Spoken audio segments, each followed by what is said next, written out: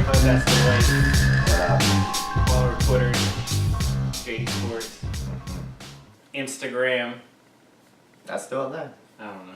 I don't know either. Go on SoundCloud. SoundCloud and YouTube are our two things. Hell yeah. Make sure you hit that share button, that like button, that comment section, leave comments, all that. Dwight. Do all that fun stuff.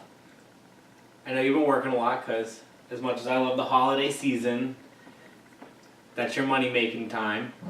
Allegedly. When it snows, it's my money-making time. That sucks, don't it? Yeah. It's good and bad. Mm-hmm. So I know it's been a rough sports viewing week for you, so I will try to shoulder the load. I will try to bring the energy. Ugh. I bet you will. I don't have it. Oh yeah? Why not? Working a little harder lately because I got a new job and I'm getting a little adequate to it, and I put it in a little bit today, but it was good. It was good. I'm glad. I'm enjoying it. Mm-hmm. Dwight. Yep. I know you watched Thursday at least. Oh, I most certainly did watch Thursday. So. Who dat? Oh. The Dallas Cowboys. Mm-hmm. Weren't you kind of like hammering me a little bit last week for talking about your Cowboys in such a good light? Yep. Did you pick them? No. Oh, alright, Jim. I was just wondering. Well, you still were saying I was a little overexcited about what I saw out of them. You were. You are. I thought that at their best, they would be able to do that. Now, did I think they were going to bring their best? No. Not against the Saints. Right. Nobody thought they were going to do that. Right. Okay. Two things I want to point out. One, everybody across the nation is trying to say that the Saints were on a short week because it was Thursday. False. They played the Thursday before. I heard it on 6 different national radio shows. Dwight, I counted it back. I even went to podcasts. I never go listen back to podcasts because I don't. I'm not one of those give other people some listens if they ain't gonna give us listens. It's facts. So it's one of those things where I don't really go back and listen to a lot of sports podcasts. Went back, listened to 6 different ones, all of them. They played Thursday the week before. Yes, they played the Falcons at home. Remember? No. Okay, that was Thanksgiving. Okay. They were the late game? Yes, they were the 8 o'clock game. Remember, it was Detroit, Dallas, and then it was the Saints and Falcons. Yeah. Huh.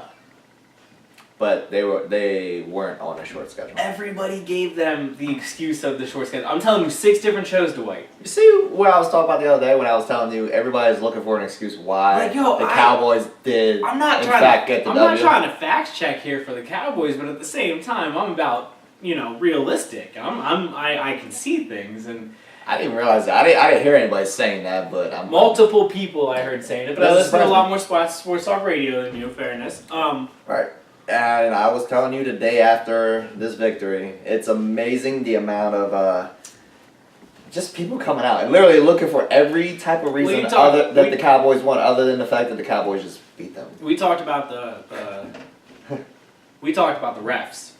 Oh God! A lot of people talked about the refs. So, I'll admit I went to bed at halftime that night, but I watched the replay of it, bits and pieces of it, the next day. A lot of missed calls both ways. I think it was egregious against both teams. Very.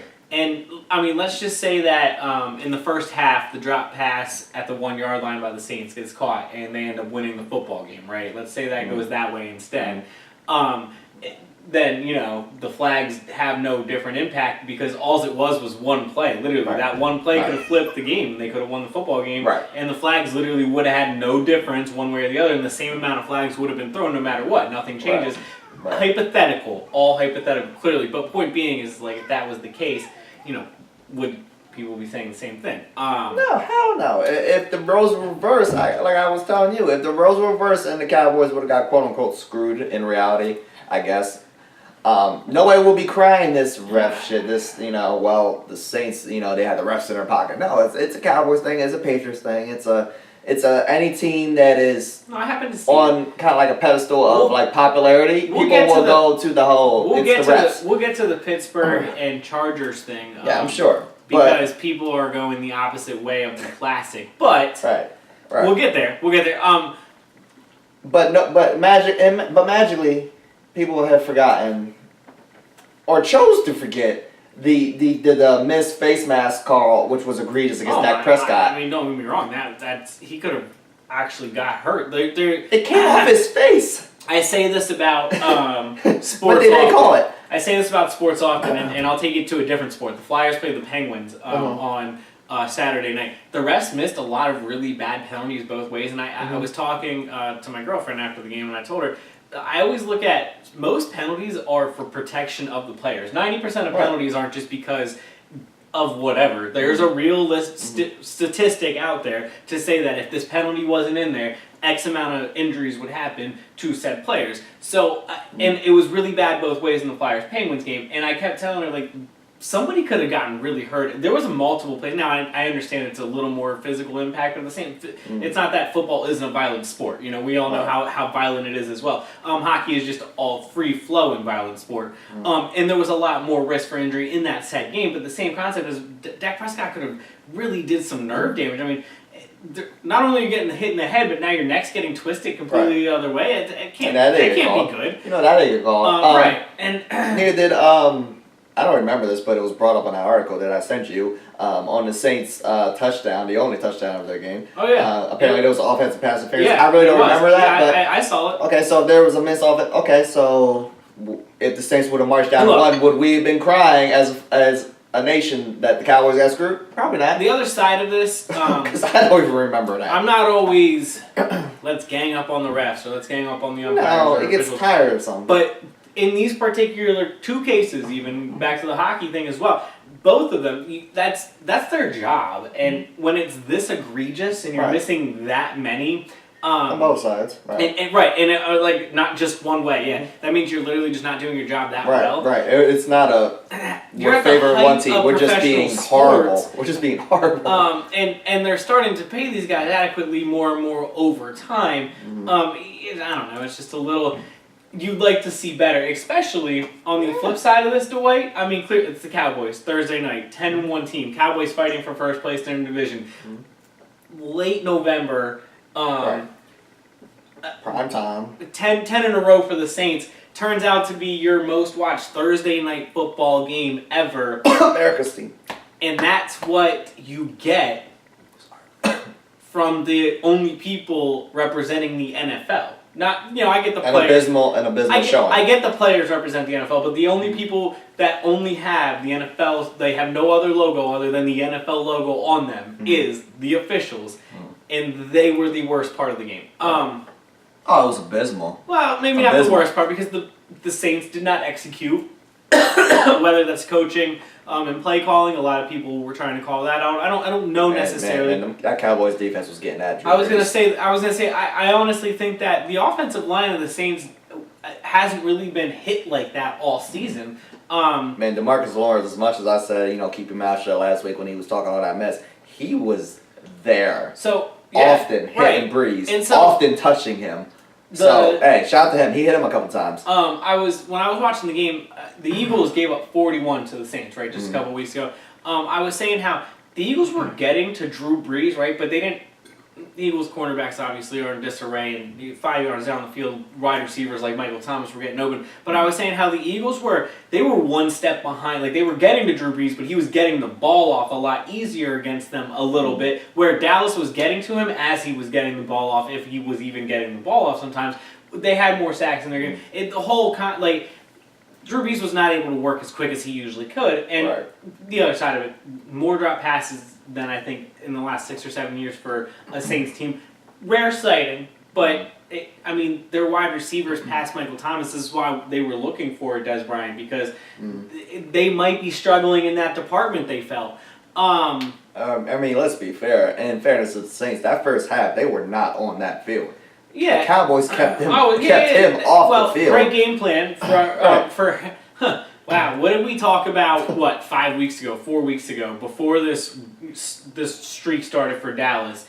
Give it to Zeke and now, stop making Dak Prescott Aaron Rodgers because he's not. And what are they doing? They are doing that, and it opens up Amari Cooper, who they traded a first-round pick for. You want that to pay off, and this is looking pretty good at the moment now.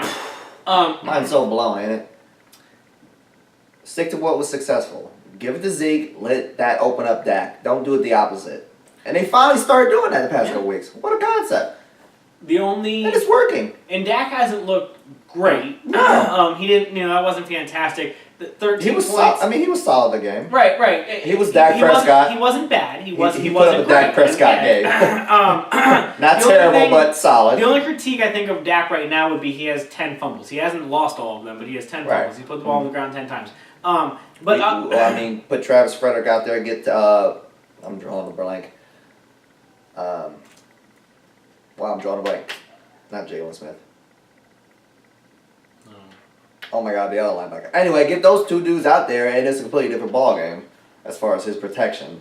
But he also needs to do a better job protecting the ball. I tell you what, at one point, he do you remember there was one play where he ran for the first down? It was like 3rd and something. It was later in the game. 3rd and something, and he ran for it, and he dove, and I was like, he's going to fumble it again. He dove, somehow kept the control of the ball. Okay, yeah, he dove face forward, and I was like, what are you doing? And he somehow kept a hold of it. So that was still a careless move on his part, especially considering what he had done just in that game alone. He can't do that. Right, you can't do that. It worked out, but I was still yelling like, oh, don't do that. Okay, it worked. But, you know what I mean? Like, he's been sacked more times. You know how many times he's been sacked this year? By the way, do you have any clue? 40. It's a lot. 40. Now, you watch more Cowboys football than I do. Is it him holding on to the ball, or is it the offensive line? The offensive line. Missing Travis Frederick, missing... Is it Jalen Smith? No, Jalen Smith plays defense. He's out of Notre Dame. Oh my God, Tyron... What the hell's his name? Tylen... I'm drawing a blank. This is irritating me. My favorite freaking lineman, and I can't even freaking think of his name. Zach Martin. Tyron Smith. Tyron Smith. That's his name. Zach Martin should be your favorite lineman. Well, he's not. But anyway, Travis Frederick and Tyron Smith has been gone, so that doesn't help. Our backups at the offensive line have proven to be abysmal, and Jerry Jones has said this week, actually, this coming week, they expect Tyron Smith to come back against the Eagles. Travis Frederick's probably out for the year because he's got that whole issue. Yeah. So that's going to help. Having Tyron Smith back is going to help so freaking much, but,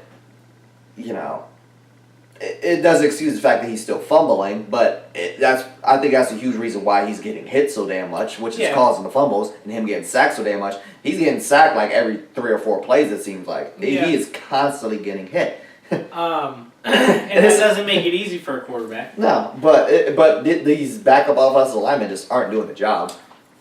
It's just what it is. Well, Zeke's been carrying the load. They got the big play out of Amari, and their defense did something that nobody thought they were going to do as of that day. So, Drew Brees at 10 points. Dallas on a roll. They're doing all right. Nope, I tell you what. Because I feel like this needs to be said too.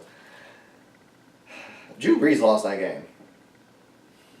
You can't forgive. I was mad. We gave Drew Brees the ball. 2 minutes left in the game, 1 timeout. You don't see that often. All he needed was a field goal to tie. I'll give you that. You don't see that often. I said, damn, you know what? That's the game. This is horrible. I can't believe we just did this. I literally said, that is the game. That is ridiculous. I was so mad. Drew Brees, 2 plays in, throws an interception. I was like... Didn't the Houston Texans drive down the field on your defense earlier this year and tie the game and go into overtime and win it? The Texans? I don't think so. No, I don't think we played Texans this year. Yeah, you played the Texans this year. I don't know. Regardless. I expected Drew Brees to put up 7 and he throw an interception. Which, actually, I thought the interception was dropped at first. It wasn't until the replay came back and I was like, oh shit, he did catch that. So, I just had to throw that out there. That's on Drew Brees. Right. That's on Drew Brees. 1, 2, to everybody again that wants to put on the referees. Drew Brees had the ball in his hands with 2 minutes left in the timeout and he threw a pick. That tells me Drew Brees and the Saints lost the game. I'm just saying. I don't disagree, and like I said, since the refs were bad both ways, I'm not going to sit here and say that was the problem. No, I hear it. It's just a lot of people just I straight go to. I understand. You're right. And I said this with Drew. I sent you a picture. I said this with Ben Roethlisberger some weeks back. Everybody wanted to point to the refs or the this and that, but never mind the fact that Ben Roethlisberger threw an interception and lose the game. Drew Brees threw an interception and he lost the game. I agree. Why do we ignore that? Difference between Drew Brees and Ben Roethlisberger is Ben Roethlisberger has 15 dropped interceptions this year. That means he threw the ball. That's insane. Yeah. Right. That's a whole nother egregious issue. Right. My point is, Drew Brees, at the moment, I'm expecting Ben Roethlisberger to throw the interception. Right. I do not expect Drew Brees to do that. I believe a rookie. I believe it was a rookie. It was his first career interception. Yeah, a kid out of Michigan. Yeah. So yeah, well, so shouts to him, I guess. I don't know his name. Yeah, I forget his name. I just know he played for Michigan. He I know for it though, so he fought for it. Right. Cowboys won. They deserved the win. Saints did deserve that victory. And that's it would have been the fakest victory if the Saints. Honestly, if the Saints would have won it, it would have been such a phony victory. And it's not that I didn't see the Saints at that time. You're absolutely right. Drew Brees with the ball, you'd think he's going to go and do that. Right. And if he did that, you'd be like, oh, here we go, typical Saints. Didn't deserve to win, but won on that one because and I'd been like, yep, they did what they were supposed to do. They did what they do. But didn't happen. Somehow the Cowboys secondary did what they don't do, which was pick him, and I was like, alrighty. Good showing. I ain't mad at it. Who dat? Who dak? Jason Garrett should get a 5-year extension. Yeah, that's a sad reality of this whole situation at this point, and would just continue to feed this narrative of why Jason Garrett should just be here. I mean, if he keeps going the way that he goes, which is give it to Zeke. Give it to Zeke. If he goes with the game plan that made them a hell of a team 2 years ago, made them. Well, never mind. I was gonna say that was a completely different. 2014 was a completely different team. Anyway, regardless, they got them a clapper. That's for sure. They do. But if he sticks to this route, he could. Look, it might work. But I don't believe he's not gonna stick with it. 2, I still think he sucks, so he should go. I'll give you that, but. But if he keeps sticking with this could get you a W. As an Eagles fan, I make those jokes, but I'll be honest with you. I don't feel like it's like, you know how people tried to clown Eric Spoelstra or Tyronn Lue. My biggest thing, and I always say, and Eric Spoelstra and Tyronn Lue had to deal with LeBron James, where Jason Garrett's dealing with the Dallas Cowboys. Different big things you're dealing with here. But either way, I don't think you have to be the play caller or the narrative of what's going on the actual court or football field. You could be a really good executive without actually.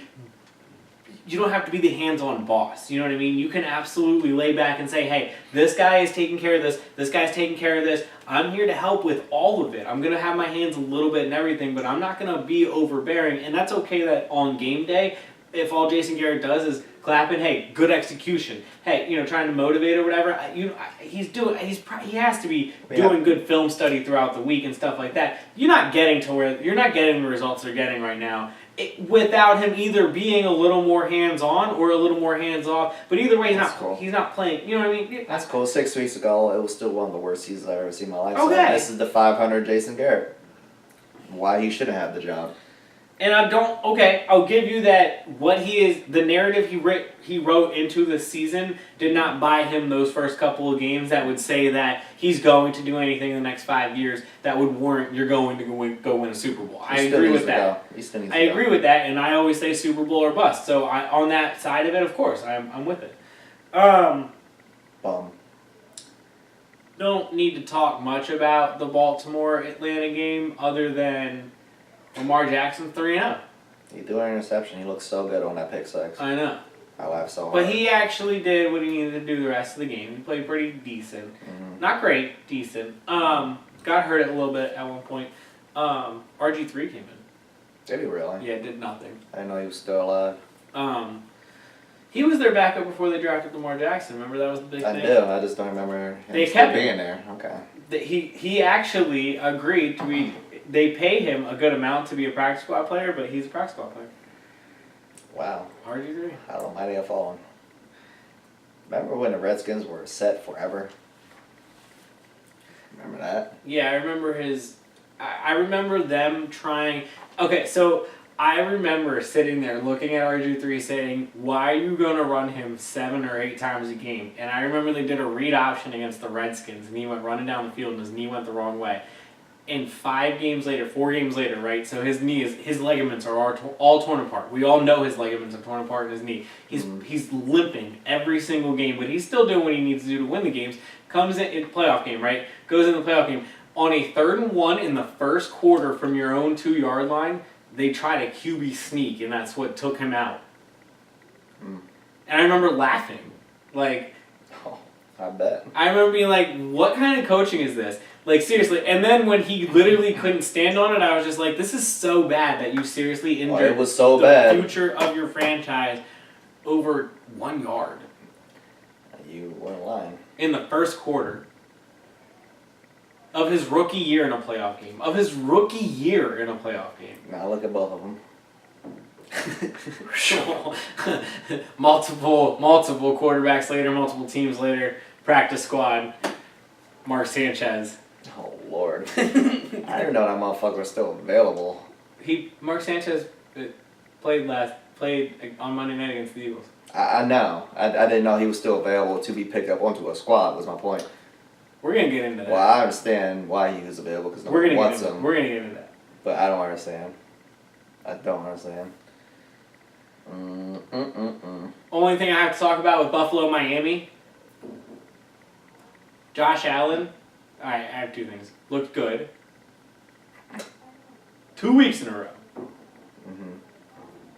And then, on his last play with about 1:30 some left, he decided to get the snap, 8 yards in the backfield, run 6 yards backwards, Tony Romo. run another 3 yards backwards. Tony Romo. He did 2 loops, and I yelled at my TV that you're looking the wrong way. That's that Romo 2K spin move. I remember we used to talk about that all the time.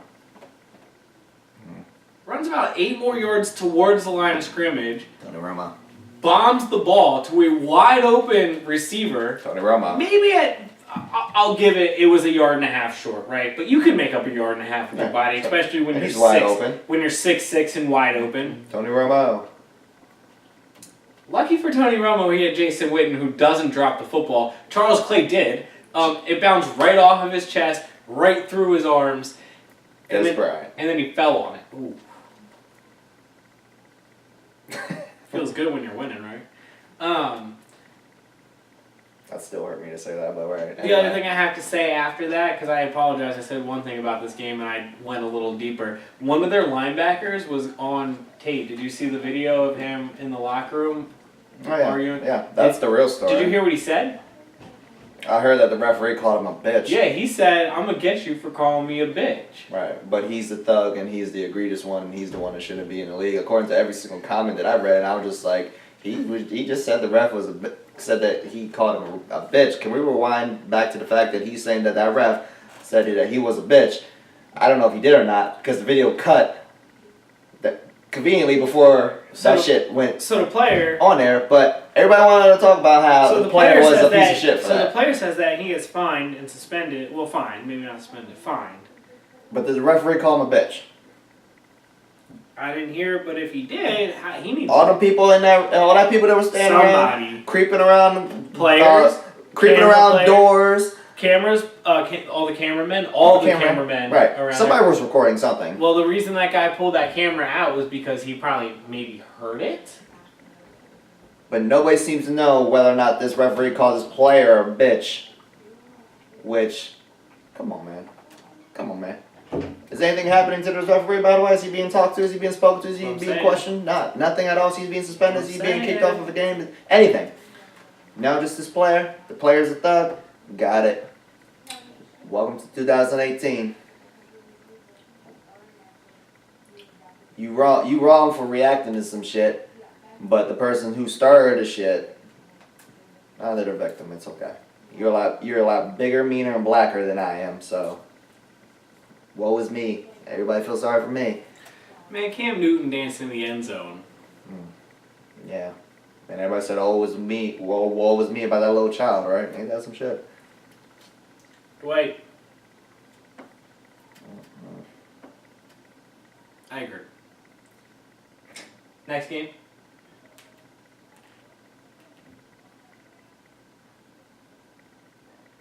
Aaron Rodgers. He's a bitch. He didn't look good Sunday. I was waiting to call somebody a bitch, and you just so happened to say the wrong person. I've been thinking about this. Tom Brady is the abnormal player that time hasn't caught up to quickly. It's catching up to him a little bit slowly. It most certainly has this year. But it hasn't been quickly. No. And the game has gotten a lot faster somehow in 12 months, right? Can we all agree that last year's football sort of looked like this, but this is a lot different over time? I don't know if it's any faster, but go on. Not faster, but it's a different game today at this exact moment because of the rules that were put in place. So maybe old men can't doing things at the line of scrimmage aren't as easy, but playing on the fly is easier. Maybe I don't know. Maybe I don't know. I don't have the answers to it. But back to Aaron Rodgers. He's 35 years old. Mm-hmm. Is he really? That's old for a quarterback. Damn, I guess he did sit on the bench for how many years? That's right. And I had the same thought when I saw it was his birthday just the other day. That's how I saw it. I think at the end of November it was his birthday. He's really 35 It years said old? he's 35 years old, and I sat down and I thought about it. And yeah, because he would have say he graduated. He played all 4 years at Cal. Shit.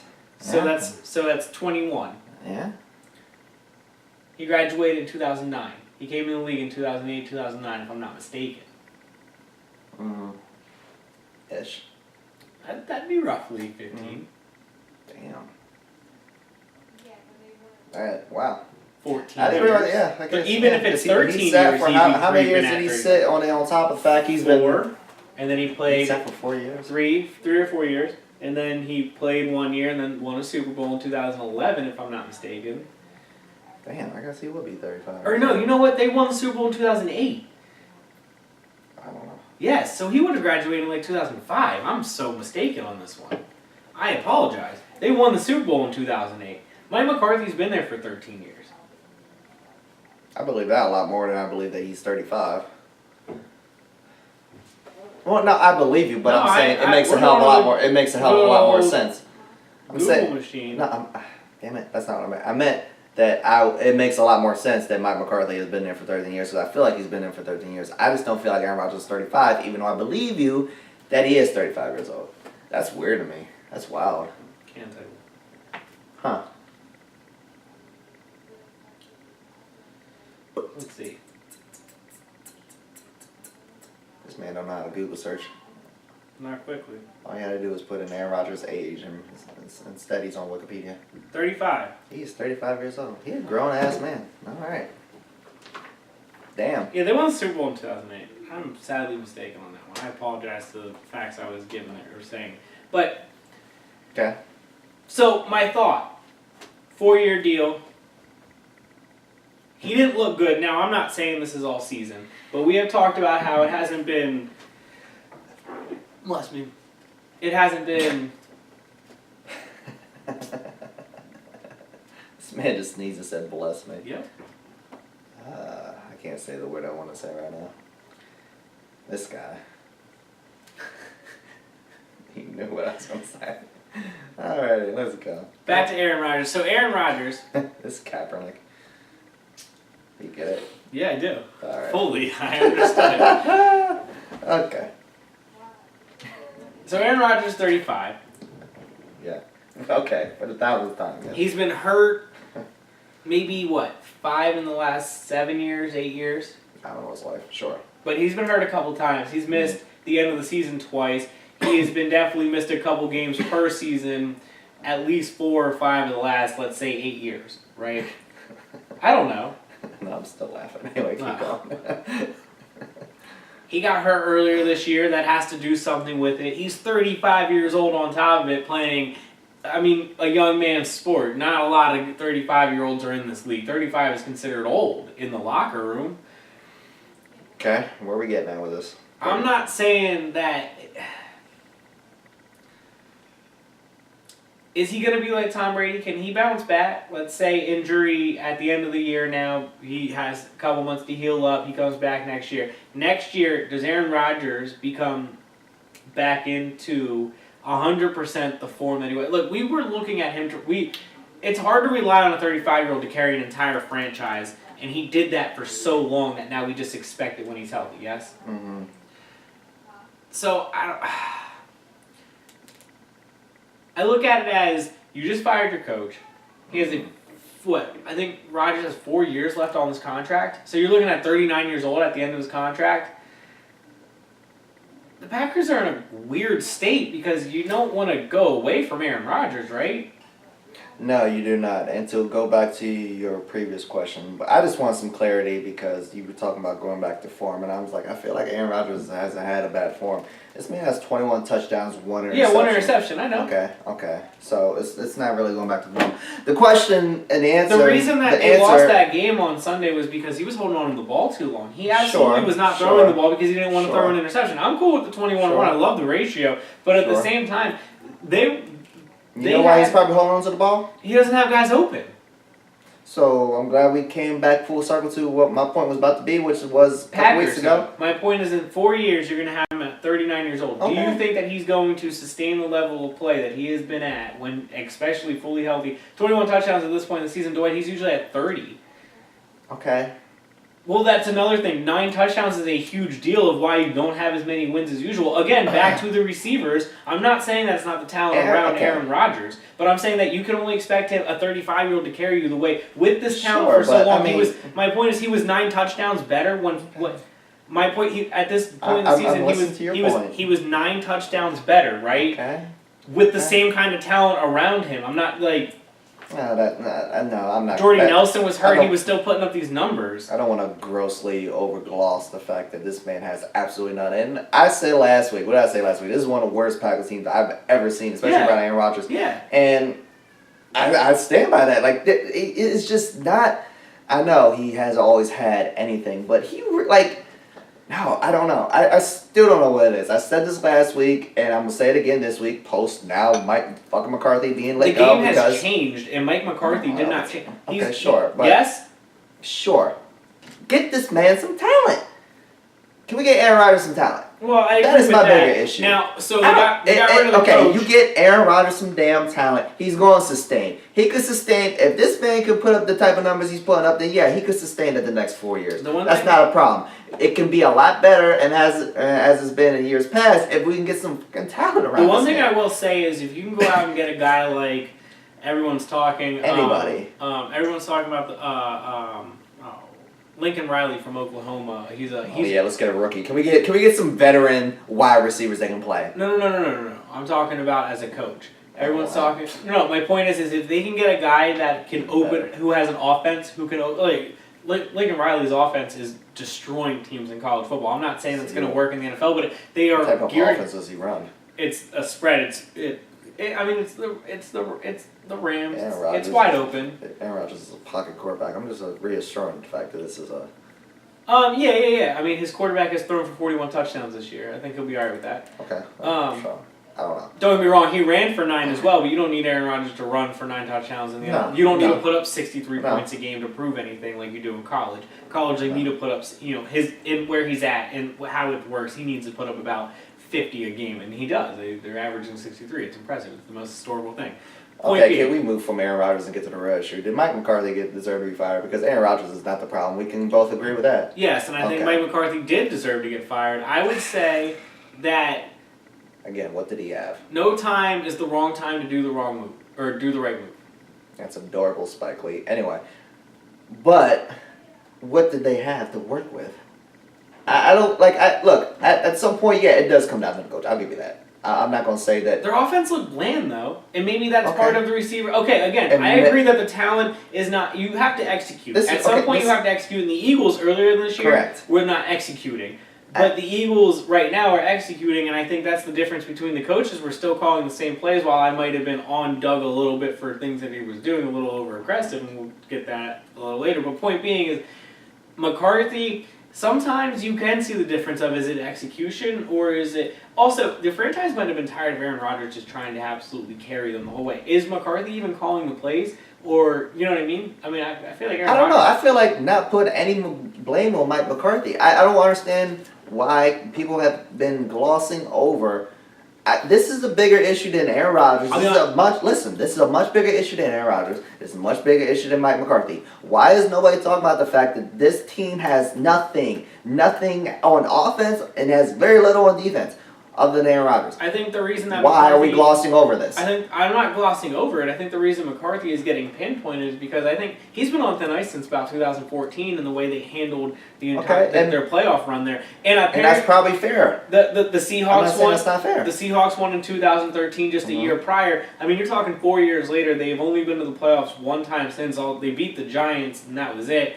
I'm not saying that's unfair. The Packers expect more as a franchise than one playoff win in the last 4 years, and the two before that, the two times you were in the playoffs before that, you mishandled big situations as a coach.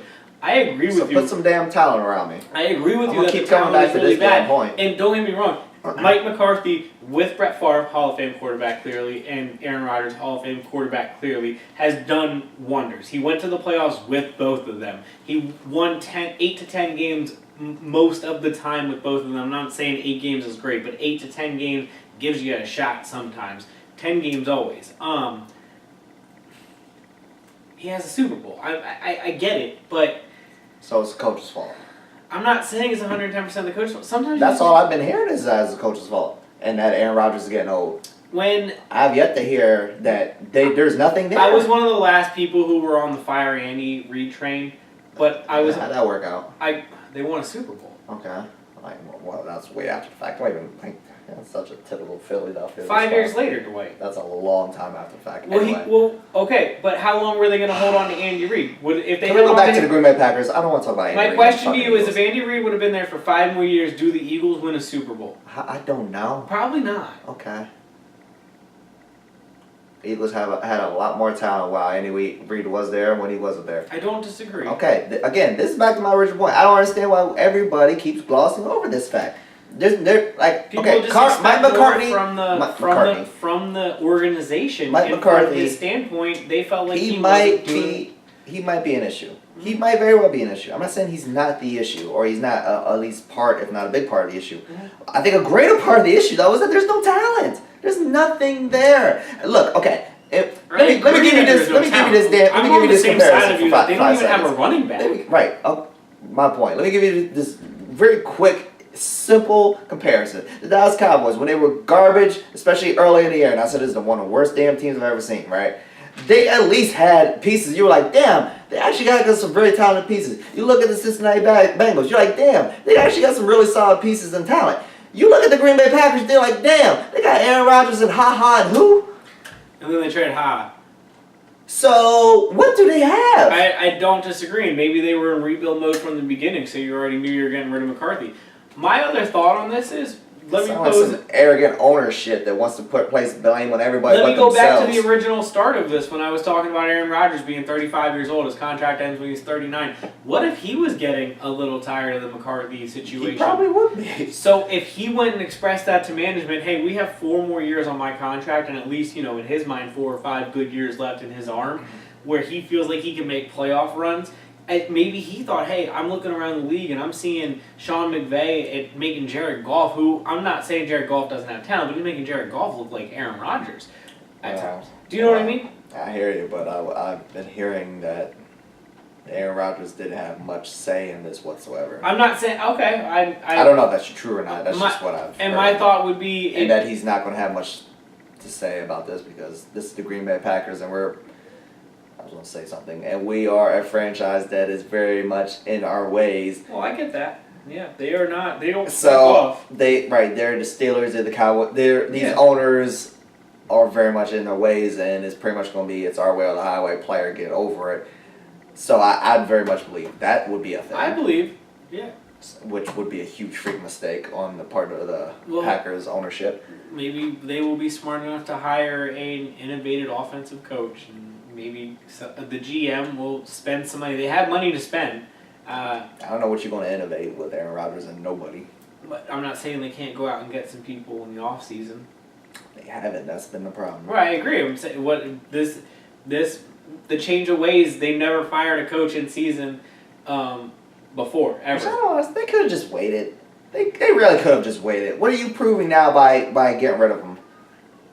Maybe in 2018, I think there's more benefit than there ever has been in the last. Then what? I think 20 years ago there wasn't as much benefit to this because There's even still not much benefit to no, I think that everybody always waited till the end of the season like in college and the pros to do everything. So they literally called it the off season for that. Now I think that coaches get fired in the middle of the year, or college coaches often are right now as of today, coaches will start leaving for better jobs when other coaches go, the Packers will snag a coach here in the next however long, By the off season, in the off season. Well, yes, but they will have an idea of who they're going after, and all their interviews will be done basically the first week of the playoffs. I think they could have waited. And they just want to get ahead of all of that. They want to have a clean slate. I'm not saying. They just waited. If he knew he was a whole month away. If he knew he was getting fired, what are you doing helping? Is this helping anything? If him and Aaron Rodgers are having a rip, I'm not saying get rid of him helping anything moving forward. Yeah, I mean, like I said, I think. Well, maybe the interview process, if they start early enough. The Aaron Rodgers may as well just go sit the hell down for the rest of the year. There ain't no reason. Ain't no reason to. Go sit down, Le'Veon. Trust the process. No. Go sit down, Le'Veon. Ain't no trust in the process. I'm in tank. I get it.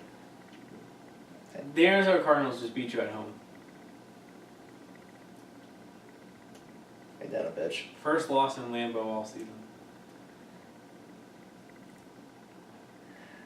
I think I said last week that nobody fears that team in Lambeau. Or a couple weeks ago I said that, yeah, nobody fears them. Because they're not that team. Speaking. Apparently the ownership finally realized we're not that team. We need to do something. We're going to fire the coach. Okay. Speaking of a team that's not that team. There's plenty of them. There's a lot of 500 and below teams. Which one you want to talk about now? Carolina Panthers. That's a 500 team. Wow. That's your squad. Yeah. Without Greg Olsen now moving forward. Cam Newton threw 3 interceptions. Cameron Jarrett. All 3 of them were his fault. He's so good, ain't he? This was his best year coming into this game, and That was his best game of the year, huh? No. Cameron Jarrett. Who did he lose to? The Tampa Bay Buccaneers. Which quarterback was it this week? Both of them? Fitzmagic. Winston. I'm going to look it up. It's irrelevant at this point. No, it's not. Yes, the hell it is. What do you mean, Because one would be so much better than the other? Knock it off. Cameron Newton. Oh, you know what it was, Jameis. Oh, that's even funnier. Nah. Shows how much I was paying attention to football at 1 o'clock. Shows how great Cameron Jarrell is. So, about them Panthers. They fired their defense coordinator after the game. Yeah, that was the problem. No. Talk about a team that still don't have talent. Well, I think it was a combination of giving up 63 to Pittsburgh. What was it? 20-something. Did you say 63? Yeah. Okay, I got you. I don't know what the hell they've been giving up. They gave up a lot of points last week. Suck. They're still in the hunt. They fucking suck. Yeah, I agree. I don't think they're going to make the playoffs, and if they do make the playoffs, they're not going to do anything in the playoffs. Cam can't play like that. They're bad. They're terrible. Cam's bad. They're terrible. He's terrible. Okay. Good analysis. Anything I say that was incorrect? I mean, he had a bad game. I don't know if he's terrible. He had a really bad game. I completely agree with that. Okay, so he's terrible. He had a terrible game. He had a terrible game. Okay. Doesn't make him a terrible quarterback. You get so triggered with. Relax, dude. Damn. Are you out of your emotions now? Denver took on Cincinnati, and Philip Lindsay. God, he's out of his feelings. 163 yards. Okay. 2 touchdowns. Undrafted rookie running back. Is he terrible? He's only 38 yards behind Saquon Barkley. 14 less carries, Dwight. So Saquon's terrible? No, but he was the number 2 overall pick and an undrafted rookie doing the same thing. I mean, it's just a comparison. I think Saquon's been fantastic. I'm not trying to take anything away from him. I was just trying to give Philip Lindsay his due. Mazel. He had a great game. Cam Newton did it. He had a great game against Cincinnati, though. Which means dick to me. Andy Dalton's out for the season, so I kind of expected Denver to win. Pretty fitting, actually. AJ Green re-injured his toe. He's out. Sounds like it. Bengals are terrible. Do they fire Marvin Lewis? The age-old question. It's early December, Dwight. I'm in on to keep Marvin Lewis. LeBron turmoil's coming soon, team-wise. What you mean coming soon? It's been there. Next. Marvin Lewis, rumors of maybe being fired, but we'll sign an extension. Cam Newton pouting with his towel on. Pete Rose Hall of Fame talk. All December conversations. He ignored mine. What was yours? Cam Newton pouting with his towel on. Oh, what? Steph puts the towel over his head too. Why are you talking about him? We talking about football right now. Oh, all right. Cam Newton wins championships. So. I'm not Cam Newton. So we don't have to say, hey, almost. So. See, that joke has played itself out. Except that hasn't. Just dive on the ball. Oh, Odell. Are we done talking about Cam? Yeah. Denver and Cincinnati? Yeah. The Rams beat Detroit.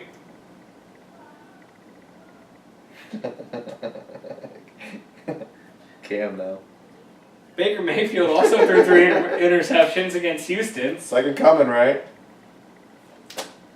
You know what I know you want to talk about? I don't know, but Baker Mayfield talk got real quiet this week, didn't it? Yeah, I know what you That know. shit funny. I know what you want to talk about. What's that?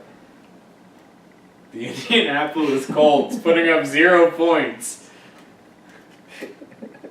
Andrew Luck, my man. Andrew Luck, though. My man. You know what's crazy is Andrew Luck, though. Hey, here, Dwight, ready for Here we this? go. From the 20-yard line to the 20-yard line, Andrew Luck looked like the Hall of Fame quarterback we all talk about.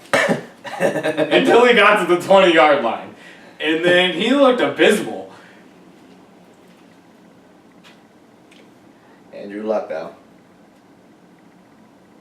That was crazy. We never bring this up because I don't even know how true it is. But there's a show that I listen to. Right, it's not a sports show. But he started talking about the Colts. Right, and he was like, he's not even from Indianapolis, but he started talking, and he was like, I've seen videos and audio and shit of Andrew Luck, and basically, I don't know. I'm assuming you're gonna know because you watch this post game shits all the time and all that. That he's just like an all shucks kind of guy. Oh, like, yeah. We were just, man, we tried so hard. Oh, yeah. He's one of them people. Oh, yeah. How can you support this part? Oh, yeah, no. What if he was doing that as an Eagle? Would you be so, how pissed would you be? I wouldn't be able to watch it. Right. Oh, but he's doing that as a Colt. Oh, dude. Hey, both teams played hard. Oh, yeah. We're just so happy to be out here. Oh, is he really that guy? Oh, yes. 100%. Oh, that's he is. disgusting. Oh, that makes me really just not like him. Like, I I joke about it, but now that makes me really not like him. You want to get the most programmed quarterback of all time, like that you just want him to say whatever. Like, if you wrote down, right? Should have luck on your side. If Bill Belichick legitimately wrote down exactly how Tom Brady should answer every question and scripted exactly every question to him from the media, Andrew Luck is it. Man, that's horrible. He went to that's Stanford horrible. and he is he is just the smart golly gee. Oh man. Well, just gosh. We're just so happy to be here. No, he don't curse either. Just gosh. Just gosh. Both teams. Oh, just gosh. Both teams play hard. Well, he's Jalen Ramsey. He faked me out on that one. I need some orange slices. He faked me out on that one. Mm-hmm. Yeah, he got me. Mm-hmm. Did you see that one? Jalen Ramsey acted like he was gonna.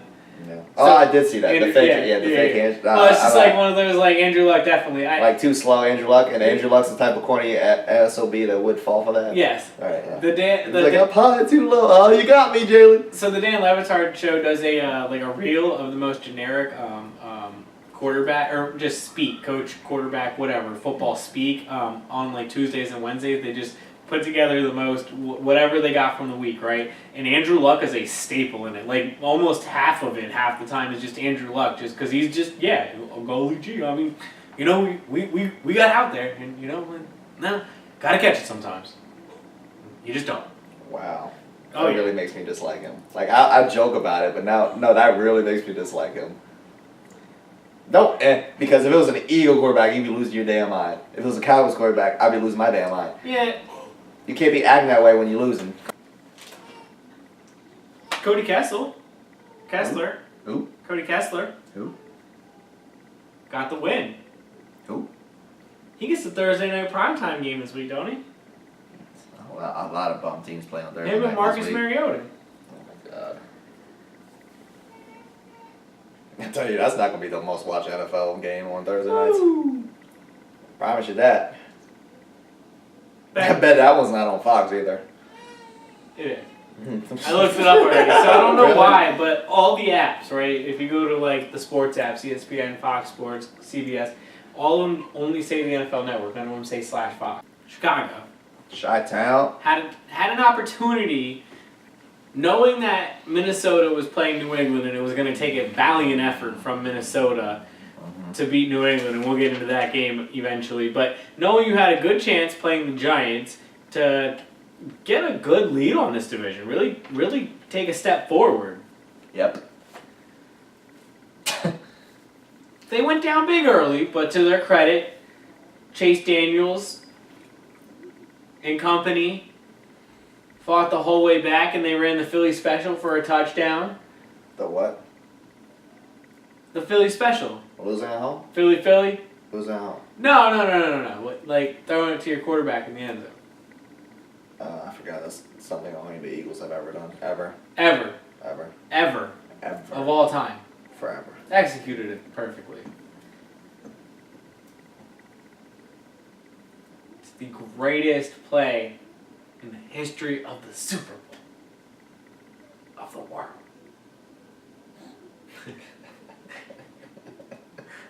I'm not playing the cycle with the city. Dwight. So, Chicago comes the whole way back, right? Last play of the game. Trick play, touchdown. We go to overtime. Against who again? The Giants. The way they got the ball is they onside kicked it right towards Odell Beckham Jr., knowing he wasn't going to dive into the pile. Did you see that? No. Well, he was on the hands team. They literally kicked it right to him, and as you would say, he Cam Newton'd it. He did not dive in for that ball, and he could have, and he would have gotten the football. If he dove for the football, he would have gotten it. He made a business decision. He decided that his paychecks are too high to get his head blown off, and if we end up giving a touchdown up here, I'll just maybe score and we'll win the game. That's what Cam Newton did. I get it. Giants won in overtime. After all of that. How embarrassing. How embarrassing.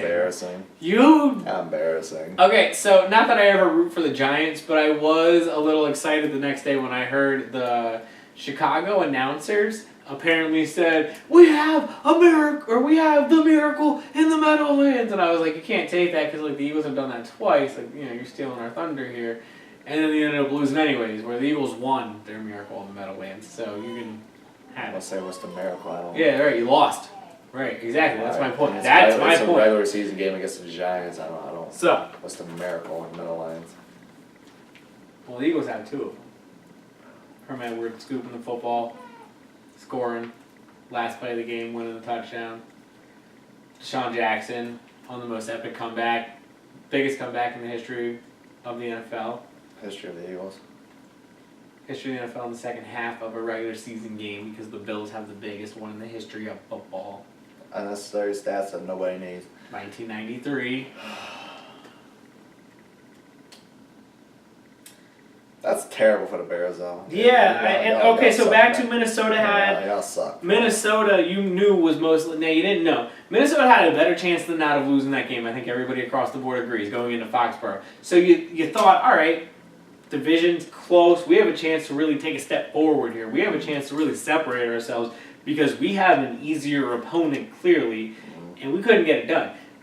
They did play their backup quarterback for the second week in a row, but part of me think, still should have beat them. No. The Giants aren't any good. You got that type of defense against Eli Manning. The Giants aren't any good. And they gave up, 24 points against Eli.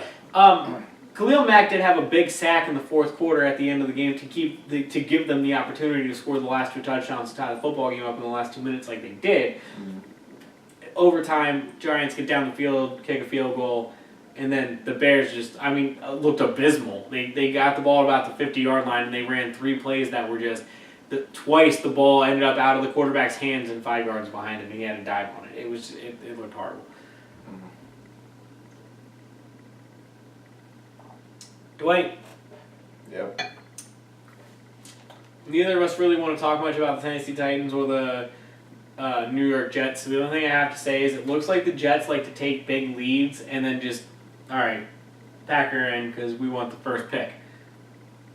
The Titans came the whole way back from 24-0 or 24-7 or whatever it happened to be. Win that football game at the end. The only thing I have to say about this is the Packers fired their coach at this point, and I feel like it's deserved. So, like, the Jets, right? He has not even close, right? Yeah, fire your coach now. It's time. Jets just suck. Right. I don't know if it's a coach. It's never a coach thing. It's a Jets thing. So it's kind of redundant. I just think he's firing a coach if you're the Jets is redundant. Don't get me wrong. I hear what you're saying, but like the Jets have lost games in really horrible ways a lot this year. They gave up 45 to the Bills at home. This is like the 3rd time they lost a game in the 4th quarter this way. It's terrible. Yeah, it's time. Kansas City and Oakland had a shootout. Did that? Yeah, it was like 43-40. Or no, it was like 49-40 was the final. But it was like 43-40 with like 2 minutes to go. Kansas City won. Yep. Patrick Mahomes. With Drew Brees losing, does Patrick Mahomes take the lead in the MVP race? No. Still Drew Brees for you? Yep. Easy. It's an easy decision, man. Alright. Where does Todd Gurley fall in that race for you? I feel like he's in it. Second. He's number 2 to me. And then Patrick Mahomes? Mm-hmm. If I had a vote, I'd probably go Patrick Mahomes, but I don't care. You can give it to any 3 of them, and I'm not going to be upset with you. It's probably just going to end up on Breeze. They ain't going to give it to a rookie. They're damn sure not going to give it to a rookie, so. He ain't a rookie. Oh, whatever. Bigger thing to talk about with Yeah, Kansas with City. Ben Simmons, whatever. Bigger thing to talk about with Kansas City. Friday, TMZ released a video of Kareem Hunt pushing his friend's torpedo style into a girl, trying to repeatedly get at her, kicking her over, tapping her over, however you want to handle it. He stopped the mud hole, allegedly. He put his foot on her and pushed her towards the other direction. Mm-hmm.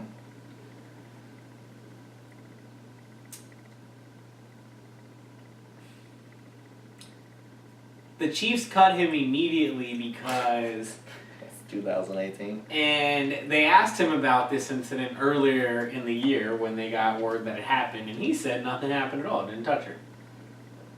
And what are they supposed to do? Follow up, or are they just supposed to believe him? Well, look, they definitely ain't going to pay somewhere around $1 million for the video from the hotel, Nor should they. just like TMZ would. Our employers would not.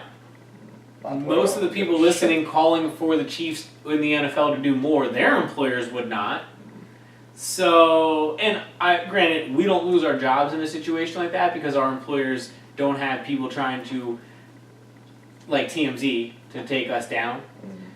But, still, I don't think the NFL didn't even question him about it, and maybe that's a problem, maybe it's not, because if the Chiefs question him about it, and they questioned not just him, they apparently, I don't know, but they allegedly questioned all the parties involved except for the girl herself. She would not talk to the Chiefs. Don't know why. But everybody else apparently lied for him. And Kareem Hunt himself lied. So, of course they did. That, what do you... I don't know. No. Yes, of course they're going to, especially if they don't think the video's going to come out. I was going to say, what do you...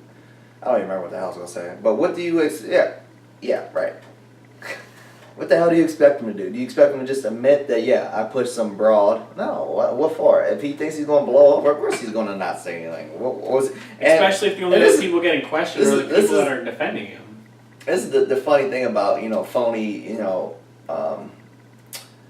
anger about situations like this is that What if, let's go back to that instance and when he was questioned about it, how he admitted it. Does it make it any better? No. Do you still want him kicked off the team? Probably. Do you still want him kicked out of the league? Probably. This is the fraudulent shit that I be talking about with some of these things. People would still want him to not be in the league, even if he admitted, he said, you know what, I messed up, I did this, I was a piece of shit, and I did that. Would it make it any better? No. You're not and they wrong. would still want him off. So they would still have a majority throwing stones at him, saying he can't come back. I don't disagree with that. And he would deserve it, but I just agree with that as I just feel like they're fraudulent. He would deserve the backlash, no matter how harsh it ends up being from people, because it's not, his punishment will not be that bad overall. Right. It'll be the rest of the season and maybe 6 games. Yeah. After. Yeah, he'll be on the team next year. I agree. I'm alright. We both fully 100% agree, and I'm not saying that he doesn't deserve to be on a team next year, and we'll get into that in a second. My bigger thing is the Chiefs didn't cut him because he laid his hands on a woman. The Chiefs cut him because he lied to them. Right. That was the issue. The NFL isn't going to suspend him for 6 games because he put his hands on a woman. He's going to get 4 games for putting his hands on a woman. He's going to get 2 extra games for lying to an organization about this. Their rule isn't 6 games off the bat. It has nothing to do with the fact that he put his hands on a woman. It has everything to do with the circumstances around it. Thank you. And that after the fact. So that's going to be it's because he got caught. It's because there was video. It's because the NFL looks bad on Friday afternoon. And he lied about it because he was supposed to tell the truth. If he told the truth, he would have gotten 4, maybe 5 games, and he would have been playing for the Chiefs this year. Tyreek Hill had that suspension. Joe Mixon ended up missing a whole season due to it, unfortunately, but that's a whole different story. Right. But the whole idea of this is... because we lied to a team. That's my problem. If you want to get him off teams because he went after a woman, and look, he had every opportunity, and he was told multiple times to not aggressively go after her. He was clearly trying to put his hands on her. How bad it was... He's an asshole. Right. How bad it was, that's not for me to judge. But the point being is like... that should be what his punishment is for, not because he lied about it. Because he lied about it should be part of it, sure, but the majority of his punishment shouldn't be the other way. The forefront of the nation is the woman aspect, but the reality is the organization aspect is why he's not employed right now. Yeah. They employed Tyreek Hill. Yeah. For those who don't know, he punched his pregnant girlfriend in the stomach in college. Yeah. Right. That's how I feel about it. So, Kareem Hunt. Mm-hmm. The other side of this is, and on Friday the natural reaction was just, cut him, can never play in the league again, don't want my team to have him. This, and this. And everybody's a liar that says that. He, multiple days later, did a sit-down interview on Sunday. He tried to get out in front of it. I watched it as well. How did you feel about it? It was the most forced. Yes. That's a good word for it. I was trying to put a good word on it. I don't even necessarily fault him. It more so just felt like, what do you expect him to say? And she kept asking questions and follow-up questions, and I get that, and she was doing her job. She tried. Right, but I was like, I got to a point where I was like, what do you expect him to say? He's apologized. It's like, okay, this is what I was talking to some people at work about this. I was talking to some people at work about this. I was like, basically what he did was, like, he got caught doing something, and he was like, my bad. But then you still come after me. He's like, I said my bad. And you still press it. He's like, I said my bad. Shit, what else do you want from me? Yeah, that's basically how it came off to me. It was basically like that's a good way to put it. I fucked up. The way I felt he just seemed genuine about it. Right. Really. And that's how I felt. And my bigger thing was, it felt like every answer that he could possibly give was written down and handed to him. Yeah, 5 minutes beforehand, and by the way, it was done poorly because no, he was not. It wasn't that he wasn't prepared. It was like he didn't care about being prepared. Well, listening to it and watching him, I He could was tell briefed. Like, you need to say this, right. this, and this. Hit You this could tell and he this was a point. nervous wreck Oh, because he was. he He was didn't. being very careful with what he was saying, as he should be. Yeah. He didn't want to put himself in any worse waters as well. Right, but it wasn't. I mean, at some point he would have to talk to somebody. Perhaps it was too soon. He should have got some more time to like chill out. I don't know, get coached up better. As bad as that sounds, but it just didn't come off well. It came off as somebody that got caught, and well, like I said, my bad. But then I'm gonna keep asking, well, why'd you do it? I don't know. My bad. That's not me. Like, it wasn't a good look for him. So taking it a step further, 2 more alleged incidents Yeah. of him fighting. Dudes, which nobody's talking about Dudes. magically. You know, because assault is different when it's a woman instead of a man. That's the hypocrisy I don't Beat like. the one guy up pretty good apparently. The other guy didn't beat up all that well. But The hypocrisy. no charges pressed in either instance, just like the one with the woman. But just as, if not more, egregious. Yeah. Especially if you're telling me you beat the shit out of somebody. Yeah, apparently that's the case. I don't know. I didn't watch any of the videos with the guys that he attacked. No, me neither. But it's out there. Yeah. It's real. I thought it was fake at first, but no, it's a real thing, and I said it to you. No. I haven't watched it. Do you think that will go in any of the punishment? Hell no. Agreed. Like, and that's the hypocrisy I don't like. And if you're out here just assaulting people, man or I mean, obviously woman, it is worse. Don't Right, get me wrong, agreed. But either way, putting your hands on if anybody. you're just out here just beating up people cool. while you're intoxicated because you're that angry Right, drunk yeah, guy that guy. that wants to start fights with people because you're big bad Kareem Hunt, then you're a piece of shit. Right. And you should be held accountable for beating up men and women. Yeah. And that's not acceptable to me. And to go back, I love that Lisa Salters or whatever you said her name was like, well, do you think you have an anger problem, basically? And he was like, well, maybe, or yeah, that might be it. That was basically his answer. Right. Maybe if you got, not just a woman instant, you got just not one other guy instant, you got 2 other guys and her, so you got 3 instances on camera. Sounds like who knows what else was a camera? Sounds like within a year. Right. It's all been, apparently it was in the same few months. Season, yeah. It was all in the last off season. That tells me you got a drinking anger problem, my guy.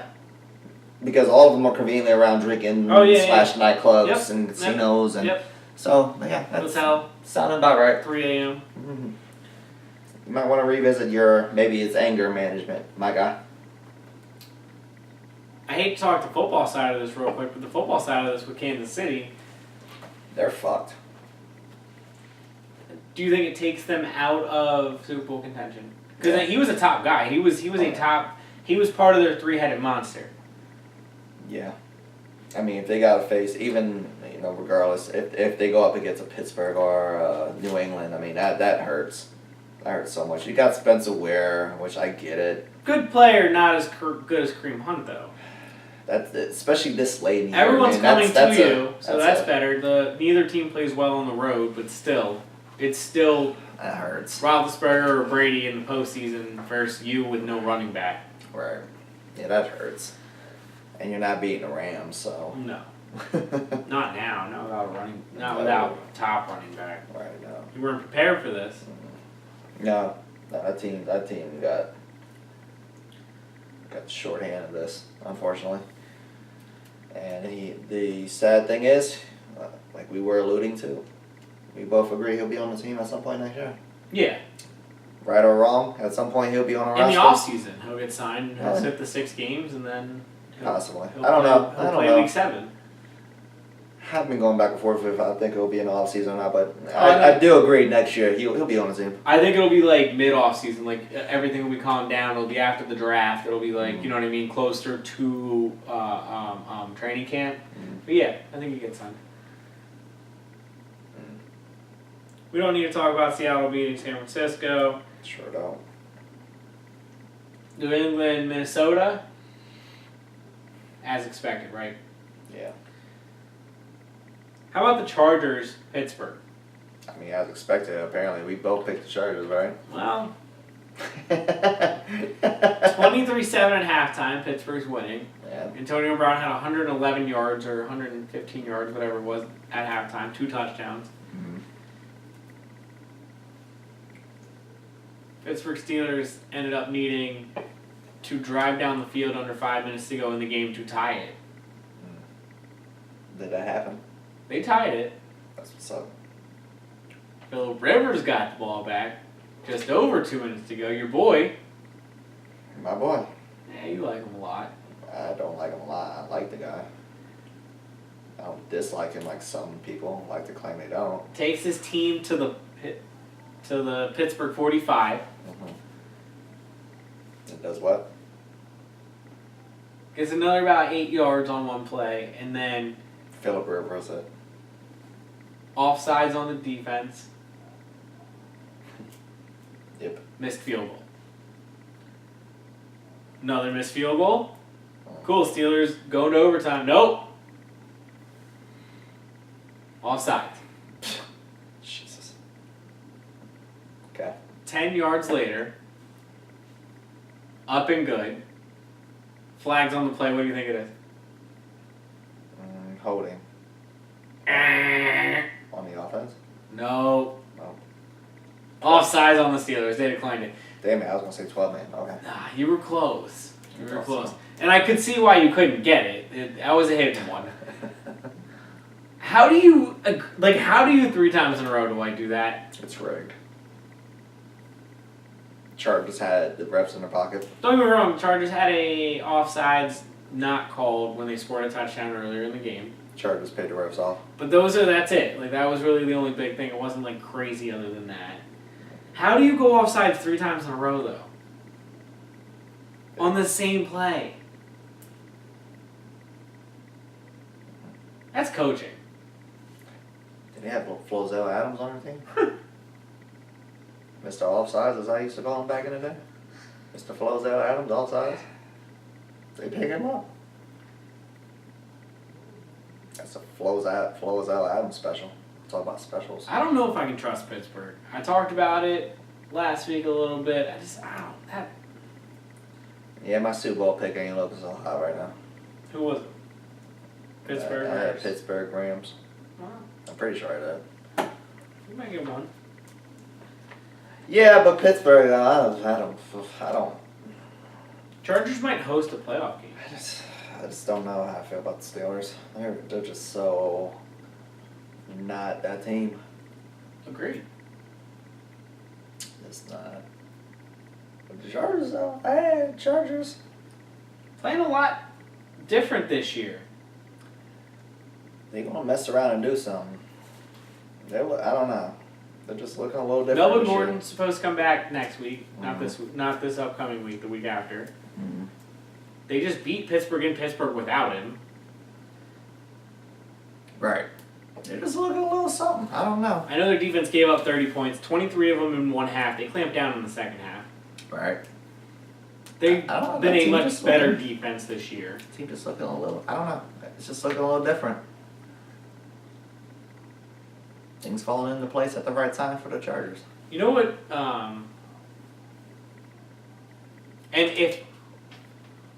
Either way, the Chargers proved to themselves that they can go on the road and beat a team like Pittsburgh.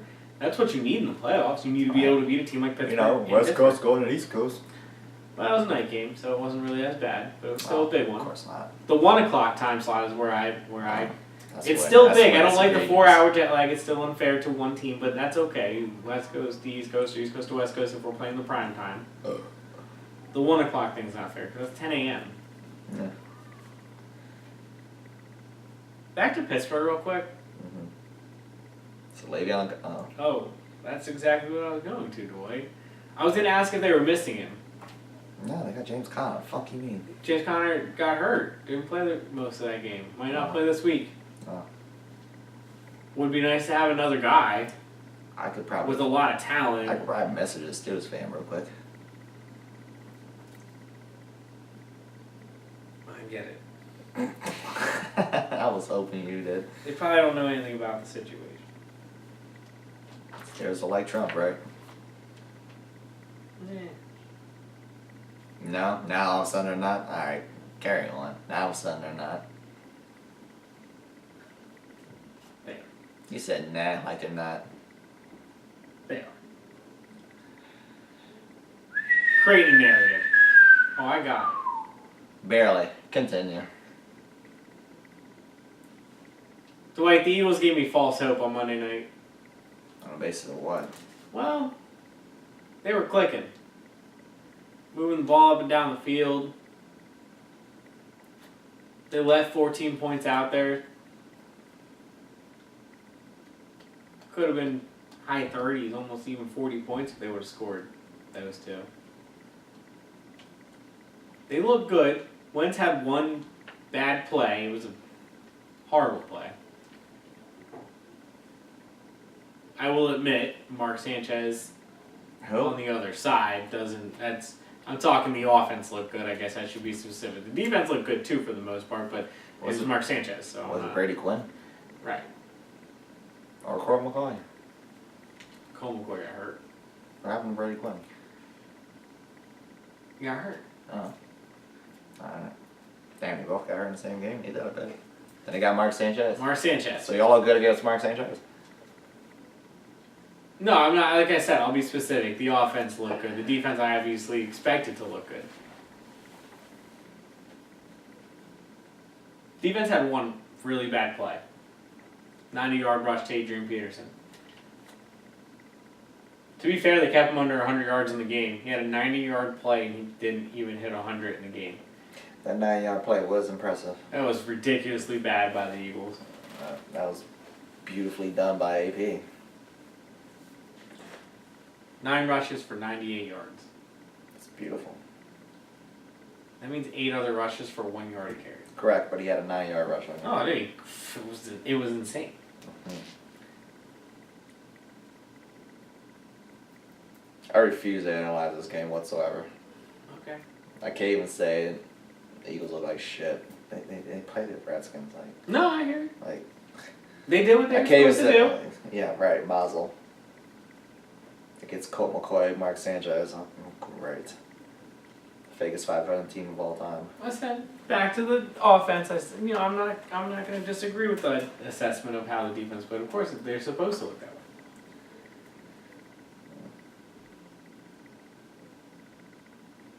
Even if the Eagles were to pull it off in Dallas,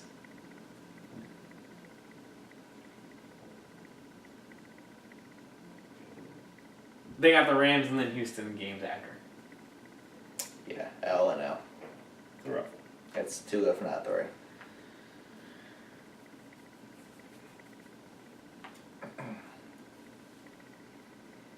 Any more recap of the NFL last week, Dwight? No, we went through everything, Jared. What's up? College football playoff. Mm-hmm. My favorite topic in sports right now. Oh.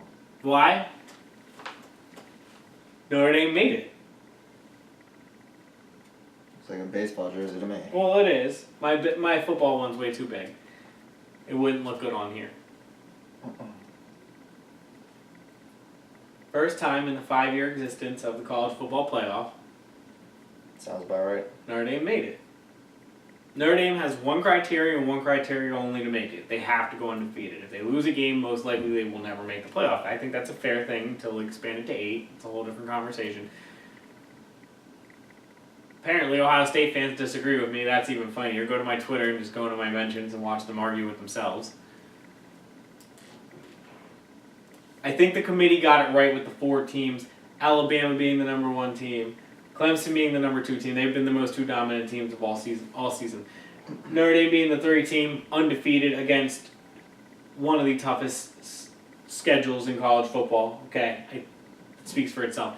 4th team came up for debate, right? Ohio State had 1 loss, but they were super inconsistent all year. I mean, one of the most talented teams. I don't think there's a question. They're a top 5 talent team. A lot of, myself included, had them in the playoffs before the season started. Really thought they were going to excel this year. Played up and down. They had really great games and obviously had really bad games. They lost 1 game by 29, and that I think what held them out for the most part. But they had a game against a team like Maryland that they should have never have had, where they still won the game, but they gave up way too many points. They were too inconsistent for the talent they have. Oklahoma, you knew what you were getting. They were consistent all season. They told you before the season they don't have a defense. They are going to have to be historically good offensively to do what they did. They did lose a game, but it was only by 3 points. It was to their rival on a neutral field, and they got to play that team again a couple weeks later in their conference championship, and they beat that team. So I think that there was enough evidence on Oklahoma's side to say, when you're comparing two one-loss teams, you got to give it to Oklahoma. Now, a lot of people like to say Georgia should have been one of the top 4 teams because they played Alabama really tough over the weekend. Georgia had 2 losses. Their 2 biggest games of the year they lost. And I'm going to be honest with you, Dwight, I know you don't watch college football, but have you heard about how Georgia lost this game against Alabama on Saturday? Nope. Georgia was up most of the game. They were up by 10 points in the second half, which I also don't like putting them in the top 4 because you're not going to reward a team that lost and they were up double digits in the second half. I don't care if they played a team right. The people literally. That's not why I'm shaking my head, but go on. People literally wanted to reward them. People literally wanted to put them in the college football playoff because they thought they were one of the most talented teams, one of the best teams in college football. They were up by 10 in the second half and lost. Anyways, Alabama. But so 4th and 11. About 2 minutes to go. Alabama made this big comeback, tie game. Georgia goes to punt it, right? Their backup quarterback was the up man. Apparently, he's never the up man. So Alabama left their first-string defense on the football field. Georgia still went for the fake punt. It clearly did not go well. Instead of making it an 80 or 70-yard field, they made it a 50-yard field for Alabama, who was on a roll and just scored 14 straight points to tie the game. It was abysmal coaching, and I think that has to go into also the factor of this debate of who would be the 4th team. One, they're a 2-loss team. I didn't think they should be in it for a bunch of other reasons, but if we're just going to base it down to you thought they were one of the best teams because of that game, coaching has to go into this, and they made an egregious coaching mistake that took them completely out of the chances of winning it. By the way, Alabama's quarterback got hurt. Not that their backup isn't good, but their backup led them to victory. Right. So I'm not going to reward Georgia for all those factors against them. Don't get me wrong. I think Georgia is one of the most talented teams in the college football playoff, or in the college football whatever in the whole thing. But I don't want to reward Georgia for all those factors that we had against them.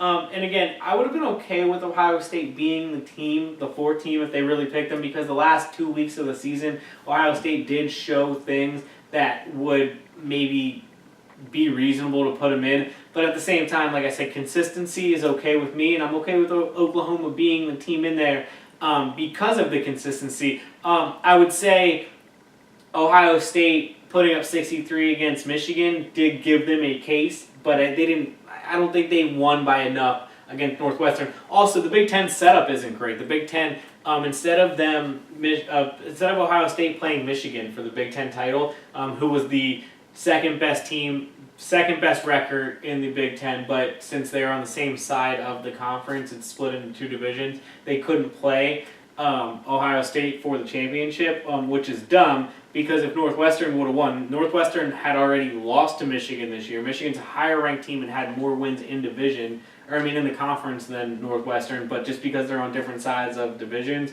Ohio State played Northwestern. So I think it hurt them because Ohio State played a lesser opponent than Oklahoma got to play on championship weekend. I know Dwight does not care. No, just this convoluted fucking this. Expand it to 8 and it helps. I just can't stand it. I can't stand this. But I don't think it's as complicated as it sounds, and I don't think it's as complicated as people make it. I really don't think. I think it's pretty cut and dry. Well, this team gets in as long as they beat this set amount of teams, but we also gotta make sure they put up this amount of points and not lose by anything. I think the simple basis that is ridiculous. I think the simple basis it's so and ridiculous. I agree. Okay, I'll give you how. Especially when you gotta have like 4 or 5 different teams. Who deserves this spot? Okay, well this team played this team and this team, but this team did do this, but this team did this. Like that's so ridiculous. But I think if you just base it on how things played out on the football field, the committee got it right, and that's my point. Is that I think it was pretty easy, cut and dry overall. That like even they agreed. Okay, this is how it goes. I have always seen it pretty simple on who the 4 teams usually should be. And don't get me wrong, the committee has gotten it wrong probably 2 of the 5 times we've done this, but they've gotten it right 3 of the 5 times we've done this. And according to you. Because every year there's an argument. Okay, I hear you that there's an argument, but it's usually it's just convoluted fan ass bases system. arguing. It's not necessarily. Not necessarily. I mean, I hear. Look, Kirk Herbstreit's way off. He said this year that he thinks Georgia, the 2-loss team that I just made a complete case against, which that sounds ridiculous to me that he would put a 2-loss team in there over any 1-loss team, considering they all play Power 5 teams. I mean, I think overall, like I said, if you do it the way the committee did it, based on what happens on the football field, it's not all that complicated. I do understand what you're saying, though, and it sounds like a lot from an outsider. And you're an outsider. You really from somebody who doesn't follow it at all. I'm sure it sounds like a ridiculous amount. It's absolutely ridiculous. Again, go to 8 teams and it helps. Only focus on 8 teams and we and all college sports. But I do think if you go back over all 5 years, you could cut it off at 8 teams, and everybody would agree that that's a great number, and all 8 of those teams have a case for whatever, you know what I mean? UCF would be in that conversation. They've gone undefeated, but they don't play anybody. They don't play, so it would just be, can they do it? We don't know, but they'd have to play Alabama, and a lot of people think they get beat by 24 by Alabama. 50. I don't know. I don't think it'd be that, but I think it'd be a lot though. Last thing I want to talk about is college football. I do a lot of bashing of Urban Meyer over the course of time. I especially the way he handled the Zach Smith situation, the last stuff that happened before the season where he got suspended for the first 3 games of domestic violence, where it happened down in Florida. He tried to help them or whatever, brought him up to Ohio State, and it continued, and this guy wasn't a great, whatever. I was very adamant about how I didn't like how he handled it. And I didn't like how anytime he gets into any situation, like the 5 years that he was down in Florida, he had over 30 players had been arrested, went under the rug. All of a sudden, when it was all brought to light, he had health issues and he had to retire. I'm not saying that he didn't have health issues and had to retire, but he miraculously comes back 2 years later to another top university like Ohio State and goes 83-9 with them. How do you have health issues? And anyways, retiring again because due to health issues. I'm not saying he's being forced out the door here, but I do think that there is hey, if you just say you retire, then we'll be able to kind of meet halfway with the paychecks here instead of figuring out a way to make you not paid at all coming out the door, because they appreciate what he did. He's one of the top coaches all the time. If you're talking about statistics on the football field, he actually has the highest winning percentage in the history of college football, Urban Meyer. He's claiming that he just can't, he's having, something's going on with his brain, I can't remember. It's giving him really bad migraines though. And he always has been claiming a lot of memory loss when it comes to the Zach Smith situation. And I always say, it's weird that he lost all that memory during a lot of these conversations with Zach Smith and his own wife and Zach Smith's wife. But on 3rd and 4, he always knows what to call. That's just weird to me. But neither here nor there. Yeah, don't talk about psychology with a psychology major. So. Do you agree? I'm not saying it's not possible. That's very well possible. Well, If you input, I'm not getting into a psychology lesson there, but that's very plausible, yes. well, If you get put into an environment that you're used to and you're comfortable with and you're just like programmed and wired to get a trigger, then yeah, that's very well possible. I do not know I hope that he's not having really bad health issues, but it sounds like it's a very possible thing that he is actually having bad health issues, and I hope they do get taken care of as much as Sure, if it's legitimate, yeah. as critical as I agree. Especially with the brain. As critical as I've been of Urban Meyer, I don't ever want to see somebody go through anything like that. Still might be too convenient. And it's the second time this happened. Don't get me wrong, he's won everywhere he's been. He has the highest winning percentage for a reason. He is a top 10 legitimately on the football field coach of all time, recruiting wise, like college football, recruiting wise in getting it done on the football field. He has maybe the best run in the history of college football when he did the first year of the playoffs, going to his 3rd string quarterback and winning 3 ridiculous games to get to where they got, and then winning against Alabama to win the night. It was insane. He's up there. I don't want to take that away from him, as critical as I've always been. That 90% don't lie. It's insane. 891 or something like that. Like, it is so close to it. It is ridiculous. Look, and don't get me wrong, I always say, to me, Nick Saban's probably going to go down as the greatest coach in college football. But then you got, Bear Bryant, guys like Newt Rockne. Bear Bryant, because of the impact he had on me. He was the first Alabama coach. He was the first SEC coach to insert black players into his program, and voila, They went on a ridiculous run. Who would have thought? And Newt Rockne for all the championships he had in a short time. Like, if you're talking on-field stuff, and I don't want to get into the off-field stuff with Joe Paterno, he would be in the conversation. But Urban Meyer would be thrown into there, with all those guys. Woody Hayes, and I can go on. The names are all there.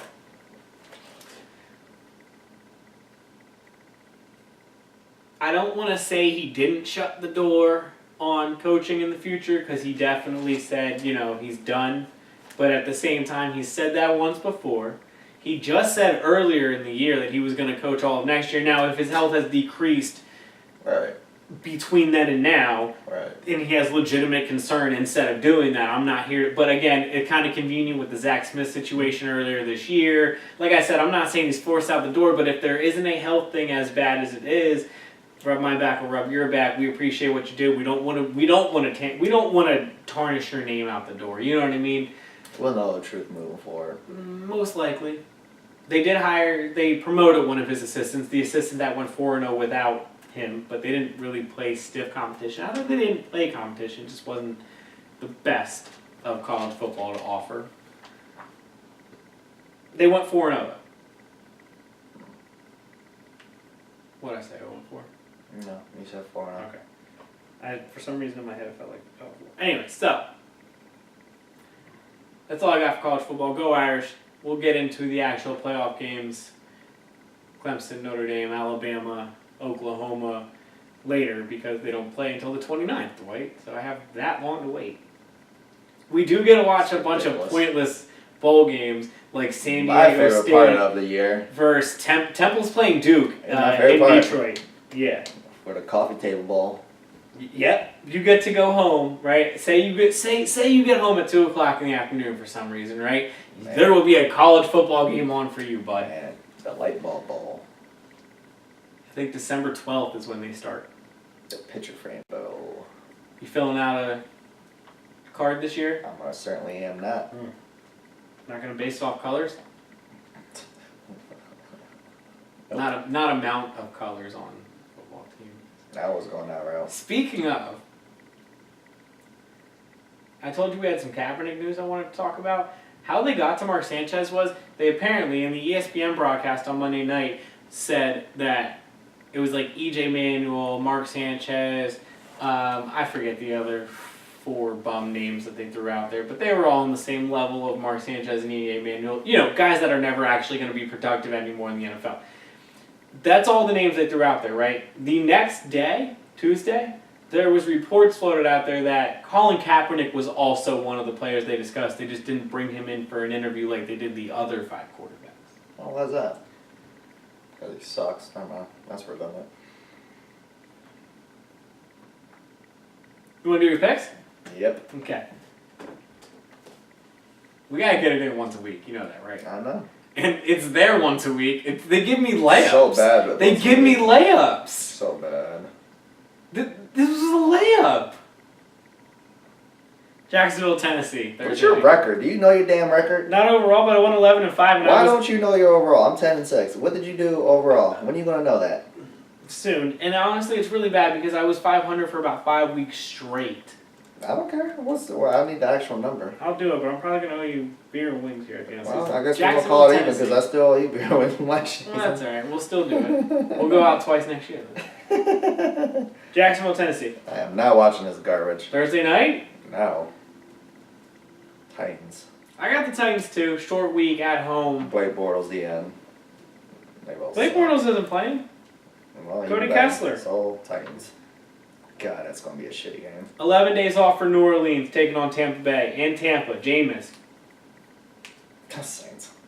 I got the Saints as well. That ain't it, Chief. They ain't doing that twice. Yeah, they were the Aints last week. They ain't going to be the Aints this week. Nope. Atlanta taking on Green Bay in Lambeau. 2 struggling teams. There's a lot of struggling teams playing each other. Welcome to December football sometimes. So you got the struggling Falcons or the struggling Packers? I got the struggling Packers. Of course you do. I got the Falcons because that team is garbage. That team is as garbage as I said it is garbage. Falcons are too. I know, but the Packers deserve this L. Dude, And I hope they get this L. I The feel Packers so deserve bad this because L. I was telling everybody how Matt Ryan was having such a fantastic year He for like was the for like first 7 weeks of the season. Mhm. Man. He was. About 7 weeks later, They're just there, but they don't win. Julio But Jones got like 3 touchdowns. Packers are garbage, though. They deserve this L. So take it. I got the Falcons. Who would have thought? But yeah, that's what I got. Jets going up to Buffalo. Buffalo. I got Buffalo as well. Allen playing well. Jets not playing well. I think they should fire their coach. The receiver of all time is about to get another W on my watch. It's weird. That'll be It's 5. so weird. That'll be I know, 5. I know. They got 4. They should have 5, maybe 6. Apparently 9 from what anybody ever talks about the Buffalo Bills.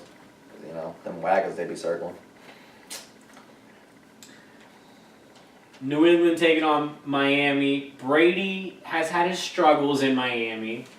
Miami, a fake 500 team that you've been talking about all season, though. Who you got? Patriots. I got the Patriots as well. They haven't played as well on the road. They haven't played as consistent on the road. Remember, they lost to Jacksonville earlier in the year. They lost to Detroit on the road. Lost to Tennessee on the road. I don't remember. Their only losses I remember the Tennessee one. Their only losses are on the road. This is one of those games, but at the same time, they play Miami too many times. They know what they're doing here. I got New England. Baltimore taking on Kansas City. Do you go with the hot dice? You taking Lamar Jackson? Does he go 4-0? I got the punts. Even without Kareem Hunt. I got the Kansas City punters. I got the Kansas City Chiefs as well. Punters. This is why we don't have a job. Carolina taking on Cleveland. Yeah. 3 interception versus 3 interception. Cleveland. We got 6 interceptions going on here? Oh, you're going Cleveland. Well, that's cool. That's why I smile, just to piss you off. It doesn't piss me off. I'm going Carolina, but Baker Mayfield might have like 4 touchdowns. I We'll got see. Cleveland for the LOL. That's why I picked Cleveland. It's in Cleveland. I know. They're going to mess around and win. Indy taking on Houston. This game has every signs that Indianapolis should win, but I took Houston. This has no signs that Indianapolis should win. I have Houston as well. That's the same way people felt about Dallas, New Orleans last week. So you Giants taking on still Washington. pick Houston. I'm just saying. Right. I said it has the signs. I didn't say it will happen. Them signs suck. Giants taking on Mark Sanchez-led Washington. Yeah, that's why I took the Giants. Me too. That makes me sad, but I mean... Giants going back to back.